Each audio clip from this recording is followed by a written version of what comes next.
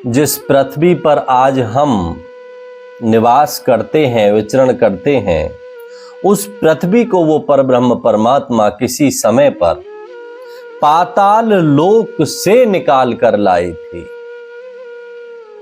इस पृथ्वी पर पाताल लोक में पहले सर्पों का वास था, नाग रहते थे और मां पृथ्वी पाताल लोक में निवास करती थी।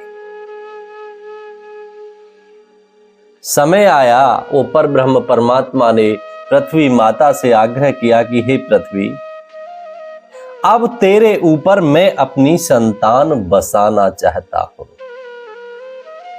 यह बहुत गहरा विषय है, इसका एक एक शब्द सुनने और समझने योग्य है।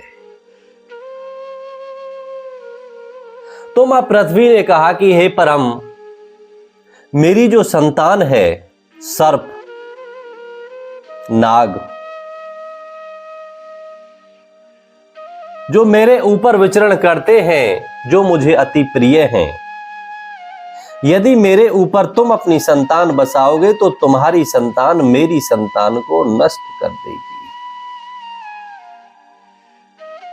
लेकिन भगवान ने फिर वचन दिया और पृथ्वी मां से कहा कि हे पृथ्वी, ऐसा नहीं होगा, तेरे संतान की सुरक्षा मैं स्वयं करूंगा। भगवान शिव के गले में जिन नागों को आज हम धारण देखते हैं, मानव जाति में भी सपेरों की एक अलग जात है। सनातन में सर्पों की पूजा होती है। क्या कारण है? ना कोई बताने वाला है और ना कोई जानना चाहता है, ना किसी की जिज्ञासा है। लेकिन आज ये विषय बहुत गूढ़ है, गुप्त है, इसे समझना अति आवश्यक है। आज ये जीव हत्या किस प्रकार इस पृथ्वी को व्याकुल कर रही है, अधर्म बढ़ रहा है, और क्यों कर आज पृथ्वी ने गाय का रूप धारण करके उस पर ब्रह्म परमात्मा के सम्मुख अपनी विपदा, अपनी दुख को प्रकट किया है। जब भगवान ने पृथ्वी की से आग्रह किया कि हे पृथ्वी, अब तू पाताल से बाहर आ और मैं अपनी संतान तेरे ऊपर बसाना चाहता हूं, मेरे इस कार्य में तू सहयोग कर। तो भगवान की बात को मां पृथ्वी ने स्वीकार लिया और भगवान ने पृथ्वी को वचन दिए कि मेरी जो संतान होगी उसमें मुझ जैसे ही गुण होंगे। साधु, संत, तपस्वी, धर्मी और सत्यवादी पुरुष होंगे। हे पृथ्वी, वो तेरी संतान सर्पों को तनिक भी परेशान नहीं करेगी और कोई बात होगी तो मैं रक्षा करूंगा। वचन भर दिए। भगवान ने मनुष्य को पृथ्वी के ऊपर, अन्य जीव जंतु को पृथ्वी के ऊपर बसा दिया। समय गुजरता गया, लेकिन आज सतयुग, त्रेता, द्वापर, कलयुग और कलयुग में भी आज घोर कलयुग शुरू हो गया। अब इस घोर कलयुग में अन्य जीव जंतु की तो बात छोड़ो, जो इस पृथ्वी की संतान सर्प, नाग हैं, उन्हें भी आज मनुष्य बड़ी निर्दयता से मार रहा है, काट रहा है और उनका भोजन के रूप में प्रयोग कर रहा है। सर्पों को जिंदा ही जलाया जा रहा है, तला जा रहा है। सर्पों की ऐसी दुर्दशा देखकर आज मां पृथ्वी ने गाय का रूप धारण करके अपनी व्यथा, अपने संकट को उस पर ब्रह्म परमात्मा के सम्मुख प्रस्तुत किया है। ये लेख ब्रह्म ज्ञानवाणी धर्म ग्रंथ का लेख है, जिसमें मां पृथ्वी और उस पर ब्रह्म परमात्मा का संवाद है। किस प्रकार मां पृथ्वी ने गाय का रूप धारण करके अपनी व्यथा को उस पर ब्रह्म परमात्मा के सम्मुख प्रकट किया है और पापियों का अंत करने से पहले उस पर ब्रह्म परमात्मा ने उस पृथ्वी को क्या वचन दिए हैं। यहां भगवान लिखवाते हैं, अति पाप सुन भगवन आए, जल थल पृथ्वी पाप हिलाए। ये जो भूकंप आते हैं, भूचाल आते हैं, ये क्या है? ये प्रकृति का रोष है, उसका दुख है। गैया बन पृथ्वी अति रोई, स्वामी सुध क्यों मेरी खोई। हे परम, आप तो कहते थे कि मैं तुझ पे संकट आने से पहले ही तेरी रक्षा के लिए तैयार रहूंगा। अपने तुल्य संतान में तेरे ऊपर बसाने जा रहा हूं। तू तो कहता था कि मेरे से गुण मेरी संतान में होंगे। भगवान भूल गए तुम मोही, कलयुग में नर धर्म द्रोही। आप कहते थे कि वो धर्म और सत्य को धारण करेंगे, लेकिन आज तो मनुष्य उल्टा धर्म और सत्य के विपरीत कार्य कर रहा है। कैसी है संतान तुम्हारी, भगवान तुम्हारी याद बिसारी। अब देखो कितनी गहरी बात यहां ताहने मार रही है मां पृथ्वी गाय के रूप में उस परम को। इस मनुष्य की धूर्तता और अज्ञानता के कारण उस भगवान को सुनना पड़ रहा है। कैसी है संतान तुम्हारी, भगवान तुम्हारी याद बिसारी। मेरी तो बात छोड़ दे परम, तू कहता था कि तेरी संतान है और तेरे जैसे उसमें गुण विद्यमान होंगे। आज मेरी तो बात छोड़ दे, वो तो तुझे ही बिसरा बैठा। तेरी ही कोई कदर नहीं करता, तेरा ही कोई सुमरन नहीं करता। धर्म और सत्य जैसी बातों को तो छोड़ दो। और मैं व्याकुल हूं, मैं पीड़ित हूं, मैं दुखी हूं। अब मैं पाताल लोक जाना चाहती हूं। मां पृथ्वी कह रही है, मैं पुनः पाताल लोक जाना चाहती हूं। तेरी संतान मरे तो मरे, अपनी संतान की रक्षा मैं कर लूंगी और तेरी संतान का जो होगा तू देख लेना। अब मुझ पर धर्म और सत्य, इन दोनों पर अब विपदा है। ये दुखी हैं, इससे ज्यादा मैं नहीं सह सकती। समय समय पर भयंकर रोगों का आना, मां पृथ्वी भूकंप के रूप में, भूचाल के रूप में, प्राकृतिक आपदाओं के रूप में अपना रोष व्यक्त करती है। अब यहां पृथ्वी ने तो अपनी व्यथा कह दी, लेकिन फिर उस पर ब्रह्म परमात्मा ने पृथ्वी से क्या कहा? भगवान कहते हैं, हे पृथ्वी, तेरी पीड़ा को मैं समझता हूं, जानता हूं, देख भी रहा हूं। आज तूने व्यक्त कर दिया, अब समय शीघ्र आने वाला है।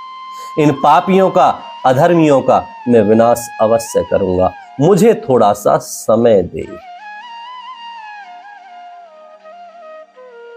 हर पिता चाहता है यदि संतान कुमार्ग पर चल जाती है, बुरे मार्ग पर चल जाती है, तो हर माता पिता उसे एक दो अवसर अवश्य देते हैं सत्य मार्ग पर, सही मार्ग पर आने के लिए। तो भगवान ने मां पृथ्वी से कहा कि हे पृथ्वी, मैं जानता हूं, लेकिन ब्रह्म ज्ञानवाणी धर्म ग्रंथ के रूप में मैं जन जन तक अपना संदेश पहुंचा दूं, मैं कह दूं, मैं जगा दूं, मैं संदेश दे दूं, मैं चेतावनी दे दूं। जो जगेगा, जो समझेगा, जो मानेगा, अधर्म के मार्ग को छोड़कर जो धर्म के मार्ग पर आ जाएगा, उसकी रक्षा वो परब्रह्म परमात्मा स्वयं करेंगे। और जो नहीं मानेंगे वो पाताल लोक में बिना ही तन के। भगवान तो यहां बहुत कुछ कह रहे हैं। भगवान ने कहा पृथ्वी मन धीरज धरो, समय रहो है आए। पाप न छोड़ूं कलिक में, सबको दऊं मिटाए। आपको पाताल लोक जाने की आवश्यकता नहीं है। आपकी जो व्यथा है, आपकी जो पीड़ा है, वो पाप है, वो अधर्म है। अब उसे मिटने का समय धीरे धीरे आ रहा है। मुझे थोड़ा सा समय दे। पृथ्वी में लाचार हूं, भगवान कह रहे हैं, पृथ्वी में लाचार हूं, समय के हूं आधीन, और समय बिना कछ ना करूं, कारण में पराधीन। गहरी बात है। गैर समय मिटता नहीं, पृथ्वी भारी पाप, और समय बाद छोड़ू नहीं, देख लीजिए आप।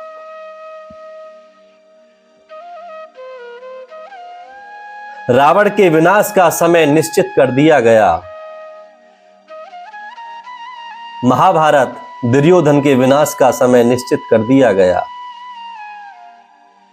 विनाश तो होता है पापियों का, लेकिन अतिशीघ्र नहीं। पहले भगवान संदेश देते हैं, चेतावनी देते हैं। यदि अधर्मी चाहे, अवसर है उनके पास, उस मार्ग को, कुमार्ग को छोड़कर परम के शरणागति प्राप्त कर लें, तो भगवान माफ कर देते हैं। श्री हनुमान जी ने रावण को समझाया, मंदोदरी ने रावण को समझाया, और वहां महाभारत के युद्ध से पहले स्वयं वो परब्रह्म परमात्मा श्री कृष्ण दुर्योधन को पास शांति का संदेश लेकर जाते हैं। युद्ध को टालना चाहते हैं। दुर्योधन के लिए वो सुअवसर था, उसे मौका दिया गया था। और उसी प्रकार अब इस घोर कलयुग के अंत से पहले वो परब्रह्म परमात्मा हमें ब्रह्म ज्ञानवाणी धर्म ग्रंथ के द्वारा समझा रहे हैं, संदेश दे रहे हैं। ना माने तो फिर ये चेतावनी है। इसका एक एक शब्द मानव जाति के लिए बहुत बड़ी चेतावनी है। क्यों? क्योंकि यहां से आगे अब कुछ समय बाद ही विनाश होना शुरू हो जाएगा।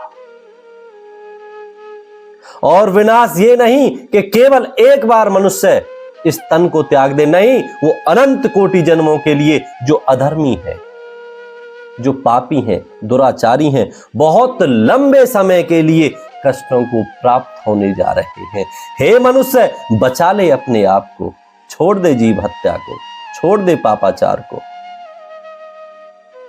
यहां वो परब्रह्म परमात्मा मां पृथ्वी से कहते हैं, हे पृथ्वी, संसार सदैव से मेरे अधीन रहता है और मैं परमात्मा समय के अधीन रहता हूं, लेकिन मैं परमात्मा समय की अधीनता को कभी नहीं भूलता।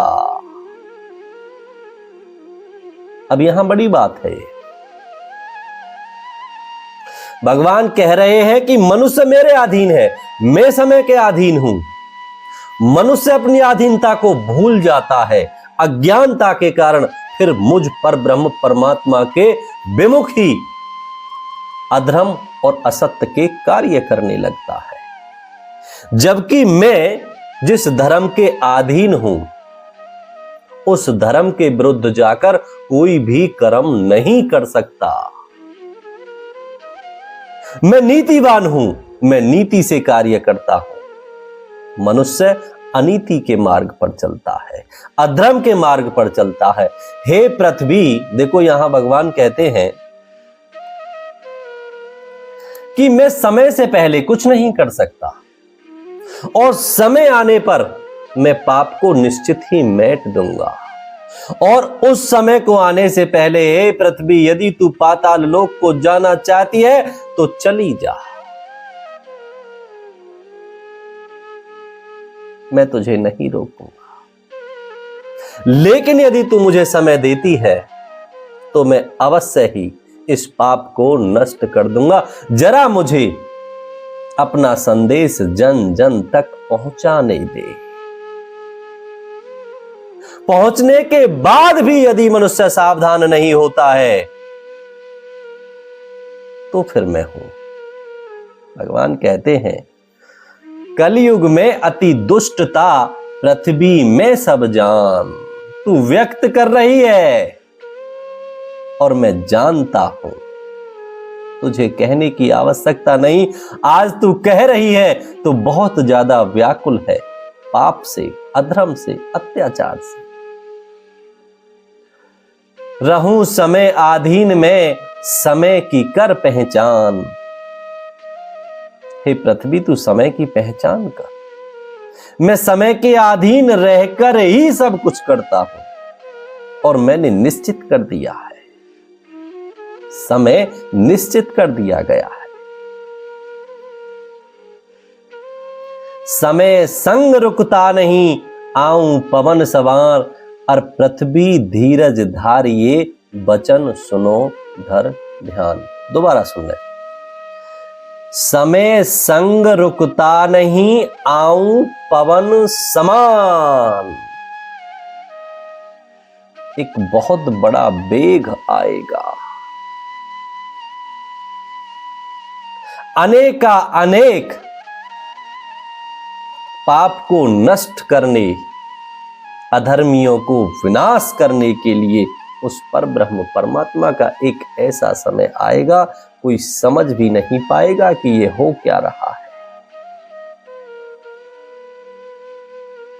समय संग रुकता नहीं, आऊं पवन समार। और पृथ्वी धीरज धारिये, वचन सुनो धर ध्यान। धर्म सत्य संसार ते, मिटन दऊ ना संत। और बेशक या संसार के, मिट जाएं जीव अनंत। अब यहां भगवान के इशारे को समझ लें। अभी तो ये संदेश है, लेकिन ये संदेश अब नहीं सुधरे तो चेतावनी बनने जा रहा है। और परम चेतावनी दे और शत्रु बच जाए, ऐसा हो नहीं सकता।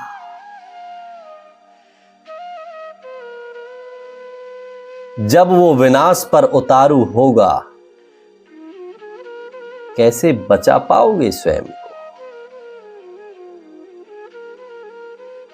और असल में तो हमारे कर्म ही हमारे सुख दुख और विनाश का कारण बनते हैं।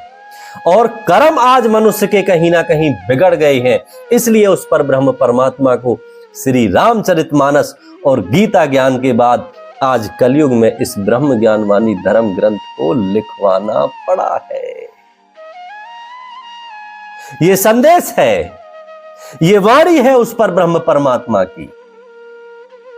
इस पे संदेह ना करें, अन्यथा अपने दुर्भाग्य को चुन लोगे। शंका को मेट कर इस वाणी को स्वीकार लो।